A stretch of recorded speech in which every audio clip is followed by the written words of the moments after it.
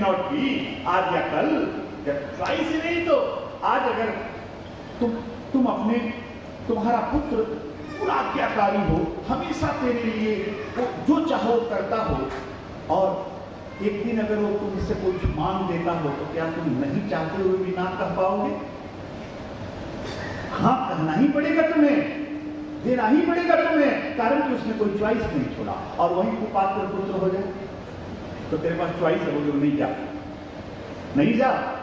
आज कोई माँ अपने बच्चे के लिए सब कुछ करती है, एक दिन बोलती है बेटा एक कर देखना, नहीं चाहता है कभी बेटा को करना होगा, कारण कि माँ ने चॉइस नहीं छोड़ा। तो तुम भी परमात्मा की भक्ति और कर्म इतना कर देना कि परमात्मा के पास भी कोई चॉइस नहीं हो माँ के अलावा, कोई चॉइस मत करो, नो चॉइस, मेरी मेनोटी का कहीं जगह ही नहीं है, बस देना ही पड़ेगा उसे, मांगने की जरूरत नहीं, वो स्वयं देगा, कारण कि वो इतना कंजूस और निर्लज तो है नहीं, वो स्वयं करेगा। तो मेरे बंधुओं, जब द्रौपदी रुक्मिणी पूछती है कि कृष्ण, सुदामा की पत्नी तो इतनी पुकार रही है, इतनी कहती है भगवान आएगा, हमारे दुखों को हरेगा, हमारी रक्षा करेगा, एक बात बताओ, तुम धोखा क्यों दे रहे हो? तुम ही तो भगवान हो, वो तो बेचारी को पता नहीं है, सीधी है, सरल है, उसको क्या पता, उसको तो दिव्य दृष्टि भी नहीं मिला है, अर्जुन के जैसा तुमने देखकर पहचान करवा दिया। साधारण मनुष्य है, काम क्रोध लोभ अहंकार सबसे लिपटा हुआ मनुष्य होता है, तो परमात्मा उसको दिख नहीं पाता है, तो उसको तो पता नहीं है, लेकिन रोज इस आशा में पुकार रही है कि भगवान आएगा, मेरी रक्षा करेगा, हमारे दुखों को हरेगा, और तुम आ भी गए हो, और आए ही नहीं, उसके मित्र भी हो गए, उसकी सखा भी हो, बाल सखा, और मित्र भी हो गए हो, फिर उसके दुखों को दूर क्यों नहीं करते? क्यों नहीं करते? और उसके पत्नी को कहते क्यों नहीं कि मैं ही भगवान हूं? कृष्ण कहे कि यही तो मुश्किल है रुक्मिणी, परमात्मा अपने मुख से कह भी कर नहीं सकता मैं परमात्मा हूं, और जो कह दिया मैं परमात्मा हूं वो परमात्मा हो भी कर नहीं सकता, कारण कि इन आंखों से तुम दुनिया को देख लिए, इन आंखों से तुम दुनिया को देख सकते हो, लेकिन इसी आंखों से अपने आंखों को कभी देख पाए? बताओ, इन आंखों से तुम संसार के हर चीज को देख लेते हो, लेकिन खुद की आंखों को देख पाते हो? खुद की आंखें भी देखनी है तो तुम जाके आईना में देखते हो, और आईना क्या कर रहा है? आईना कहता है मैं नहीं हूं, आईना वो खुद ही कहता है आई ना, मैं नहीं हूं, और सही आईना नहीं होता। आईना कहाँ दिखता है? उसके सामने जो जाता है वो दिखता है। जीवन की संग्रह भी करना है तो आईना जैसा करो, फोटो सबकी दिख जाती है उसमें, लेकिन किसी भी फोटो को चिपका कर नहीं रखता है, कहीं मोह नहीं है उसको, चेहरा तो सबका दिख जाता है, और जिसका जैसा चेहरा है वैसे ही दिख जाता है, वैसे ही दिख जाता है, यही जीवन है। तो कृष्ण कहते हैं रुक्मिणी तुम नहीं समझोगे, बोले कुछ नहीं, मैं समझना भी नहीं चाहता, कि हद हो गया, इतनी कष्ट, तो रोज तड़पता है, भोजन नहीं होता है, दिन भर मांगता है, और अब पेटे खाकर सोता है, उसका भोजन भी नहीं, जीवन भी नहीं, क्या तुम दरिद्र बना दिया है उसको? एक तो तुम भगवान, तेरा वो दोस्त, तुम आ गए हो, उसके साथ रहे हो, और अभी भी उसकी दरिद्रता, और ये मैं कह भी नहीं सकती कि तुम भगवान नहीं हो, लेकिन मैं तो जानती हूं कि तुम ही भगवान हो। रुक्मिणी तो पहचानती थी कि मैं तो जानती हूं, तुम नकार भी नहीं सकते हो कि मैं नहीं हूं, अपना पीठ दिखा दो, नहीं ये तुम कर नहीं सकते हो, मैं जानती हूं। तो कृष्ण कहते हैं रुक्मिणी जानते तुम सही कर रहे हो, लेकिन एक मुश्किल है, तुम्हें जहां तक दिखता है वहां तक मुझे भी दिखता है, लेकिन मुश्किल ये है रुक्मिणी कि मुझे उसके आगे भी दिखता है और पीछे भी दिखता है, वो तुम्हें नहीं दिखता। तो रुक्मिणी कहती है मुझे पहेली मत बुझाओ, मैं नहीं दिखना चाहती, मैं उसके दुख की अंत चाहती हूं। कृष्ण कहते हैं थोड़ा छोड़ दो, थोड़ा समय दो, जानते हो, सुदामा को श्राप है उसकी आत्मा कि 9 जन्मों तक वो दरिद्र होकर ही रहेगा, और उसका 21वां जन्म है, तो 6 जन्म और बाकी है। तो उस जन्म को लेकर तो 7 जन्म, 6 जन्म और बाकी है, और 1 जन्म भी है, 7 जन्म। तो अगर मैं चाहता हूं कि मेरी आंखों के सामने ये अपने बचे हुए 7 जन्मों की दरिद्रता को काट ले, खत्म कर ले, कारण कि मेरी आंखें बंद हो गई, तो ये कभी तय नहीं कर पाएगा। 7 जन्म दरिद्र होकर, और हर जन्म में बदतर स्थिति होगी, और तकलीफ और तकलीफ और तकलीफ, कारण कि ये श्राप है, बढ़ता जाएगा। मैं चाहता हूं कि मेरे आंखों के सामने ही ये अपने सारे कर्मों को काट ले, और एक बार मैं राजा बनाऊं तो इसके बाद राजा ही राजा होता रहे, और इसका जीवन राजा होता है। मैं इसको देख रहा हूं, मुझे करने दे। मेरी आंखें बंद हो गई, अगर मैं मर गया, चला गया, तब तो ये काट भी नहीं पाएगा, ये काट भी नहीं पाएगा। जानते हो, मैं 2016 में समाधि लेगा, मैंने निश्चित किया था और लेना ही था मुझे, लेकिन तुम लोगों की इतनी प्रार्थनाएं मुझसे पूरी नहीं हो पाई। तुम लोगों ने जो कष्ट के लिए प्रार्थना किया ताकि तेरा कष्ट दूर हो, तो मैं पूरा नहीं कर पाया।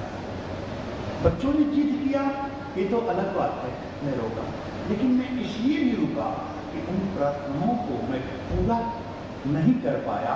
मैं कर्जदार बनकर समाधि नहीं लेना चाहता था, मैं चाहता था, कारण कि तेरा मैं विश्वास हूं, तेरा मैं आशा हूं, तेरा मैं आशा हूं। और संसार में 9 कर्ज होते हैं, उस 9 कर्ज में 10 कर्ज एक तो मृत्यु का है, वो छोड़कर 9 होते हैं, ऐसे 10 कर्ज होता है। तो इस 9 कर्ज में विश्वास बहुत बड़ा कर्ज है। दूसरा कर्ज है विश्वास। धन का कर्ज तो 7वां कर्ज है, लेकिन विश्वास दूसरा कर्ज है। अगर तुमने किसी पर विश्वास किया, अगर तुम पर कोई विश्वास किया, तो तुम उसके कर्जदार हो गए। और छठा कर्ज है प्रतिष्ठा। अगर तुमको किसी ने प्रतिष्ठा दिया, तो तुम कर्जदार हो गए। आज समाज में हमारे देखो धर्म पुरुष अशोक जी संकेती हैं, ये बहुत दान पुण्य करते हैं, हर जगह जहां मंदिर बने इनका दान जाएगा, इनके दरवाजे से कोई लौट कर नहीं आया। क्यों करते हैं जानते हैं? इसलिए इन्होंने कष्ट किया, अपना पैसा कमाया, अपना धन कमाया, अपना मेहनत किया, अपना भाग लगाया। क्यों? क्योंकि समाज ने इनको प्रतिष्ठा दिया, परमात्मा ने इनको प्रतिष्ठित किया मनुष्य बनाकर, तो ये उसके कर्जदार हो गए। अब उस कर्ज को दान के रूप में उतारना पड़ेगा, दान के रूप में अपने कर्जों को कम करना पड़ेगा, कम करना पड़ेगा। इसीलिए देखो, जब भी ये आएंगे तो लोग कुर्सी छोड़कर बैठा देते हैं, कारण अगर तुम कोई आए हो और किसी ने हाथ जोड़ा है, तुम उसके कर्जदार हो गए, कारण कि उसने तुम्हें प्रतिष्ठा दिया है। समाज में लोग पैसा क्यों खर्च करता है? इस समाज के उसे प्रतिष्ठा दिया, वो कर्जदार हो गया, कर्जदार हो गया। आज तुम पालीवाल जी यहाँ अध्यक्ष हुए, सेंटर के प्रतिनिधित्व हमारे सचिव जो हैं प्रकाश जी कर रहे थे। पालीवाल जी जितने भी कार्यकर्ता काम किए होंगे, हर कार्यकर्ताओं पर आपकी नजर आती होगी नहीं कि कोई काम तो नहीं खराब हो जाए, ये धन कहाँ से आएगा, ये चीज कहाँ से आएगा, ये कहाँ से आएगा। इसलिए कि जो कार्य करता है, आप जाके उससे तो कह नहीं सकते कि यहाँ धन कम पड़ रहा है। अगर नहीं आया तो घर से लगाना होगा, नहीं आया तो मेरे बंधुओं, तुम जितने बड़े बनोगे उतने ही सबके होते जाते हो। तो जानते हो मेरे बच्चों, तुम मुझको गुरु मानते हो, प्रतिष्ठा देते हो, पांव छूते हो, चरण धोते हो, सर चरण में लगाते हो, और तुम मुझ पर विश्वास करते हो, तो मैं तो 4 प्रकार का तेरा कर्जदार हो गया। 4 प्रकार का कर्जदार, विश्वास का कर्जदार, प्रतिष्ठा का कर्जदार, शिष्य का कर्जदार, पिता का कर्जदार। मेरे बच्चों, अगर कर्जदार ईमानदार हो तो सेठ पैसा देकर खूंटी तान कर सोता है। वो जानता है कि उसके ब्याज की सुई 24 घंटा चल रही है। बेईमान हो तो अलग बात है, फिर तो सेठ को हार्ट अटैक आएगा। बेईमान हो तो रोएगा बेचारा उसको, लेकिन अगर कर्जदार ईमानदार हो तो वो सेठ तक खूंटी तान कर सोएगा। लेकिन महाजन तो आराम से कहेगा कि मेरा तो पैसा चल रहा है, वो तो सधाएगा नहीं। तो मेरे बंधु, तुम भी विश्वास रखना, तेरा गुरु बेईमान नहीं हो सकता। तेरा गुरु बेईमान नहीं हो सकता। तुमने जो विश्वास किया है मत घबराना। कृष्ण वाली बात है, कारण कि तुम्हें जहां तक दिखता है मुझे भी वहां तक दिखता है, लेकिन इसके आगे और पीछे भी मुझे दिखता है कि कहाँ रुकावट, क्यों हो रहा है, कैसे हो रहा है, कैसे ठीक करें। फिर रुक्मिणी डट जाती है, नहीं करना ही है। कृष्ण बोले थोड़ा और छोड़ दे रुक्मिणी, सब कर दिया हूं, एक जन्म और बचा है, एक जन्म और बचा है। बोले नहीं, मैं नहीं मानती हूं, मैं नहीं मानूंगी। और दुनिया के हर जिद से तुम जीत सकते हो, लड़ सकते हो, लेकिन घर में कोई जिद पकड़ ले फिर तुम नहीं जीत पाओगे। तुम नहीं जीत पाओगे, क्या वो पत्नी हो, क्या बच्चे हो, क्या अपने घर से कोई नहीं जीत पाएगा। कारण कि अगर दुनिया में तुम थकते हो, हारते हो, तो घर आराम करने आते हो, और घर भी लड़ाई का घर बन जाए तो फिर आराम कहाँ करोगे, शांति कहाँ मिलेगी। इसीलिए पत्नी के सामने शिव को भी हार जाना पड़ा। लंका किसने बनाई? लंका किसने बनाई? शंकर भगवान ने। किसके लिए? माता पार्वती के लिए। शंकर जानते थे कि वो महल में नहीं जी सकते, नहीं रह सकते, उनको कुटीर में ही रहना होगा, घास के मड़ई में ही रहना होगा। वो सब जानते हुए भी गौरी की जिद को टाल पाए? नहीं टाल पाए। तो देखिए ना, शिव भी झुक गए गौरी के सामने। कारण कि घर से तुम नहीं जीत सकते हो, तब जानते हो हम घर में हार कर जीत जाते हैं। घर में इसलिए हार जाना चाहिए। घर के कोई बच्चे को चुप रह जाओ, ठीक है भाई, ठीक है। मेरे बंधु, तो कृष्ण भी हार जाते हैं वहां रुक्मिणी के लिए, और कहते हैं चलो माया रच देते हैं। कृष्ण सुदामा की पत्नी के मुंह पर बैठ जाते हैं।